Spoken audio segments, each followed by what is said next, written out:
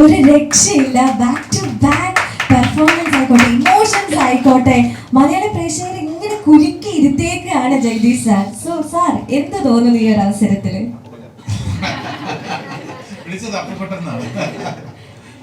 Nothing succeeds like success എന്നാണ് പറയുന്നത്.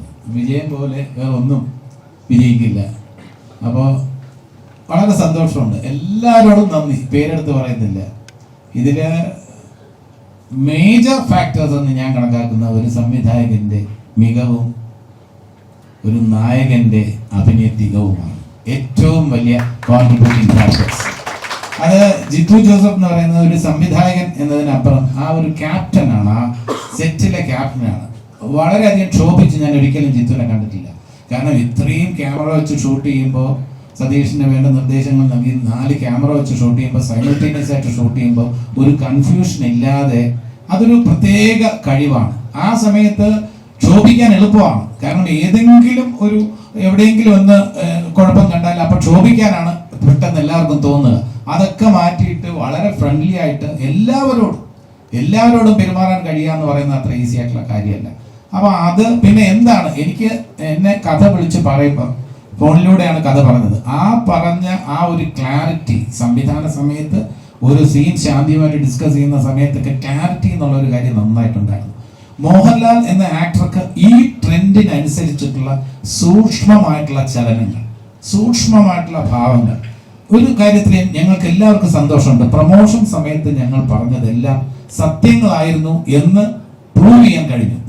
നിങ്ങളുടെ മുന്നിൽ സാക്ഷ്യപ്പെടുത്താൻ കഴിഞ്ഞു. പ്രൊമോഷൻ സമയത്ത് ഇത് വിജയിപ്പിക്കാൻ വേണ്ടി അനാവശ്യമായ ഒരു അവകാശവാദങ്ങളും ഞങ്ങൾ നിരത്തിയില്ല. അന്ന് പറഞ്ഞിരുന്നു മോഹൻലാൽ എന്ന ആക്ടറിന്റെ സൂക്ഷ്മമായ ചലനങ്ങളും ഭാവങ്ങളും.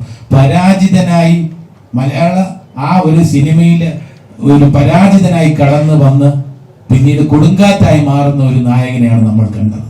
അത് കയ്യടിയോടുകൂടിയാണ് പ്രേക്ഷകർ ഓരോ സീനിലും സ്വീകരിച്ചത്. ഓഫ്കോഴ്സ് തീർച്ചയായിട്ടും ആർഗ്യുമെന്റ് സിദ്ദിഖ് എന്ന രാജശേഖരനുമായിട്ടുള്ള ആ ആർഗ്യുമെന്റ്സിനെല്ലാം തന്നെ സ്ക്രിപ്റ്റിന്റെ ബാക്കിംഗ് ഉണ്ട്, സംവിധാനത്തിന്റെ ആ ഒരു സപ്പോർട്ട് ഉണ്ട്. എങ്കിൽ പോലും ഒരു ഹീറോ എന്ന് പറയുന്നത് ഇത് അവതരിപ്പിച്ച് ഫലിപ്പിക്കാൻ ബുദ്ധിമുട്ടുള്ള ഒരു ക്യാരക്ടറാണ്. കാരണം സ്വന്തമായിട്ട് വിശ്വാസമില്ലാത്ത സൂപ്പർ സ്റ്റാറിന്റെ ഇമേജ് ഉള്ള ഒരു നടൻ ആത്മവിശ്വാസമില്ലാത്ത ഒരു കഥാപാത്രം അവതരിപ്പിക്കുമ്പോൾ അത് ജനങ്ങൾക്ക് ഏറ്റെടുക്കാൻ അല്പം ബുദ്ധിമുട്ടാണ്. അയാൾ ഒരു വലിയ പൊസിഷനിലാണ് കാണുന്നത്. അയാൾക്ക് ഈ കേസിൽ ജയിക്കാൻ എളുപ്പമല്ലേ? ഹീറോ അല്ലേ, അത്രയും വലിയ ഇമേജ് അല്ലേ, സൂപ്പർ സ്റ്റാർ അല്ലേ? അവിടെ ഒരു കോൺഫിഡൻസ് ഇല്ലാത്ത ഒരാളായിട്ട് എന്നെയൊക്കെ കാണുന്ന സമയത്ത്, എന്റെ ക്യാരക്ടറിനെ മുഹമ്മദിനെ കാണുന്ന സമയത്ത്, സാറയെ കാണുന്ന സമയത്ത് ആത്മവിശ്വാസം ഇല്ലാത്ത ഒരു വിജയമോഹനെ നമ്മൾ കാണുന്നു. അത് ഗ്രാജുവലി ആ കോർട്ടിൽ കത്തി കയറുമ്പോൾ പ്രേക്ഷകൻ എന്ന നിലയിൽ ഞാനും കൈയടിച്ചു എന്നുള്ളതാണ് സത്യം. അതാണ് ഒരു സിനിമയ്ക്ക് വേണ്ടത്. ഞാൻ അഭിനയിച്ച സീനാണ്, ഞാനും അനശ്വരയും ഒരുമിച്ച് അഭിനയിച്ച സീനാണ്, ശ്രീധന്യ അഭിനയിച്ച സീനാണെന്ന് അറിഞ്ഞിട്ടും ആ തിയേറ്ററിൽ ആലുവ സീനത്തിൽ നിന്നാണ് ഞാൻ ഈ സിനിമ കാണുന്നത്. കണ്ടിറങ്ങുമ്പോൾ എന്റെ കണ്ണ് നിറഞ്ഞു. അപ്പോൾ എന്റെ കൂടെ ഉണ്ടായിരുന്ന നടൻ ബൈജു ആണ്. ബൈജു അമ്മ കരടോ, നിങ്ങൾ അഭിനയിച്ചാണല്ലേ എന്ന് ചോദിച്ചു. പക്ഷെ ഞാൻ പറഞ്ഞു, ഞാൻ കരഞ്ഞു പോയി.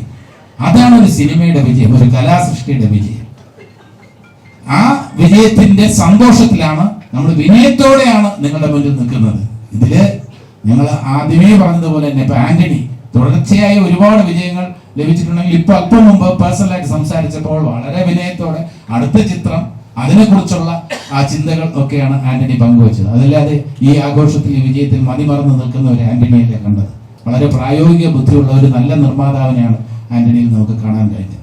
റൈറ്ററായിട്ടുള്ള ശാന്തിയുടെ സ്പിരിറ്റ് എന്ന് പറയുന്ന ശാന്തി എങ്ങനെയുണ്ട് എന്ന് ഇതിന്റെ ഫൈനൽ സ്റ്റേജിൽ ശാന്തി വിളിച്ചു വെച്ചപ്പോൾ, ചേട്ടാ എനിക്കറിയില്ല, എനിക്ക് ഭയങ്കര ഒരു വല്ലാത്ത മൂഡിലാണ് ഞാൻ. സാധാരണ റൈറ്റേഴ്സ് ഒക്കെ ഇങ്ങനെ ഒരു മൂഡിൽ ഉണ്ടാവോ എനിക്കറിയില്ല, എന്താണെന്നറിയില്ല. എനിക്ക് തോന്നുന്നു ഇതൊരു വലിയ, ഇപ്പൊ എന്റെ ആണെന്ന് എനിക്ക് തോന്നുന്നില്ല, പക്ഷെ എന്തോ ഒരു വലിയ സംഭവമാണെന്ന് എനിക്ക് തോന്നുന്നു. ഓരോ സീൻ കാണുമ്പോൾ ഞാൻ കരയുന്നു, ഞാൻ കൈയടിച്ചു പോകുന്നു. അങ്ങനെ ഒരു ഫീലിംഗ് ഉണ്ടാവോ സാധാരണ? അത് എനിക്ക് മാത്രം കിട്ടുന്നതാണോ എന്ന് എന്നോട് വിളിച്ച് ചോദിക്കുകയായിരുന്നു. അത് ആ ലെവലിൽ എല്ലാവരും ഇതിനകത്ത് ഇൻവോൾവ് ആയിരുന്നു. വളരെ ഡൗൺ ടു എർത്തായിട്ട് നിന്ന് ഷൂട്ട് ചെയ്ത ഒരു ഫിലിം അത് വിജയത്തിലേക്ക് എത്തിക്കുമ്പോൾ വളരെ സന്തോഷമുണ്ട്. മീഡിയയോട് പ്രത്യേകം നന്ദി പറയുന്നു. നിങ്ങൾ നൽകിയിരിക്കുന്ന സപ്പോർട്ട്, ഈ ആഫ്റ്റർ റിലീസ് നൽകിയിരിക്കുന്ന സപ്പോർട്ടും വളരെ വലുതാണ്. വളരെ സത്യസന്ധമായിട്ടുള്ള റിവ്യൂസ്, നിങ്ങൾ എടുത്തു പറയേണ്ട ആർട്ടിസ്റ്റുകളെ കുറിച്ച്, അവരുടെ പെർഫോമൻസുകളെ കുറിച്ച് എടുത്തു പറയുന്നു. മോഹൻലാൽ എന്ന നടന്റെ ആ പെർഫോമൻസിന്റെ ആ മികവിനെ കുറിച്ച് ഓരോ പോയിന്റ് ആയിട്ട് സ്ക്രീനിൽ പ്രത്യക്ഷപ്പെടാത്തപ്പോൾ പോലും ഞങ്ങൾ ആസ്വദിക്കുന്നു, മോഹൻലാലിന്റെ സാന്നിധ്യം അറിയുന്നു എന്നുള്ള തരത്തിൽ റിവ്യൂ വരുമ്പോൾ അതിനേക്കാൾ കൂടുതൽ ഞങ്ങൾക്ക് ഒന്നും കിട്ടാനില്ല. എല്ലാവരോടും നന്ദി പറയുന്നു.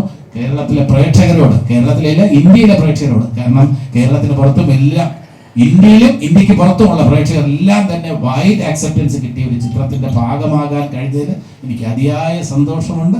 ഞാൻ ഈശ്വരനോട് നന്ദി പറയുന്നു, ഈ ടീമിനോട് നന്ദി പറയുന്നു. Thank you so much.